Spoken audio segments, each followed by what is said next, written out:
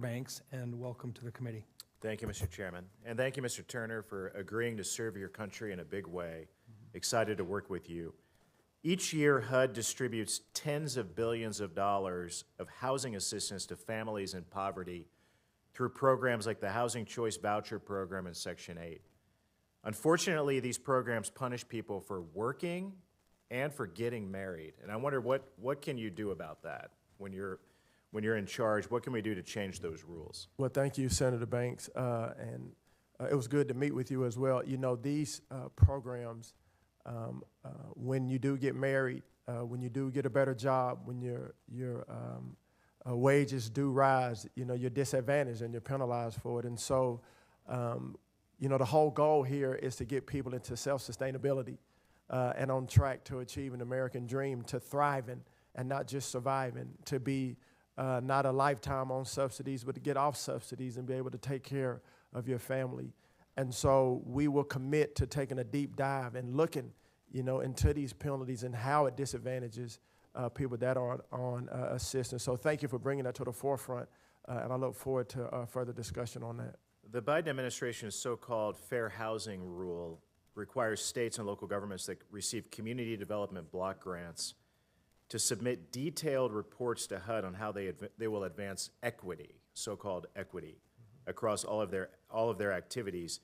Do you think HUD should be holding grant applicants hostage to a DEI agenda? You know, I don't think we should be holding grant applicants hostage to anything, in particular something that's devastating to not only the individuals but also the families. And so, you know, I believe that when we give or grant assistance, that obviously there's accountability, there's transparency, but to hold anyone hostage because of a politicization of an agency or a process, I think is wrong across the board. So you agree to look into how we interpret that rule and perhaps apply it differently? Absolutely. Very good. In 2016, the Obama administration declared that it is, quote, unlawful discrimination for realtors and landlords to discuss a neighborhood's crime rate with prospective renters and buyers. And I wonder, I mean, it seems ridiculous to me, I don't know if you agree, to try to hide crime from a renter or a home buyer when they sign a lease or buy a home. How do you plan to interpret that rule? Well, I think if I'm buying a home or if I'm renting a home, I want to know about the crime rate. I want to know if my wife and my family are going to be safe. I think full transparency and accountability is key. And then you make the decision whether you want to live here or not. But to hide crime, to hide anything from a potential buyer or a potential renter is wrong. And so, yes, I look forward to learning more. Thank you for bringing that to my attention. But I don't believe that's wrong.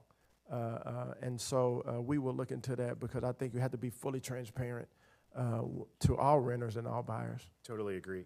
The federal government has been relying on religious organizations for years to deliver services through grants. But under the current far-left rules at HUD, a faith-based soup kitchen or a homeless shelter would jeopardize its eligibility for federal grants if an employee offered to pray before a meal. Would you remove those types of barriers that are preventing faith-based organizations from helping people?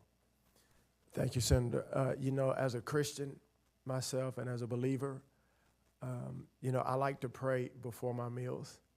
I like to pray for people. I like to pray as a group, pray individually.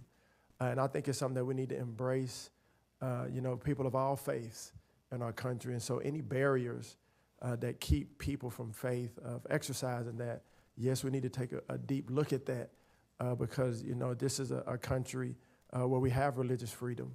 We need to uphold that the best we can. The Biden administration finalized a rule last year that imposes extreme climate standards on any property that HUD finances. These standards will drive up construction costs by as much as $30,000, and they apply even if HUD only contributes a tiny amount of the funding.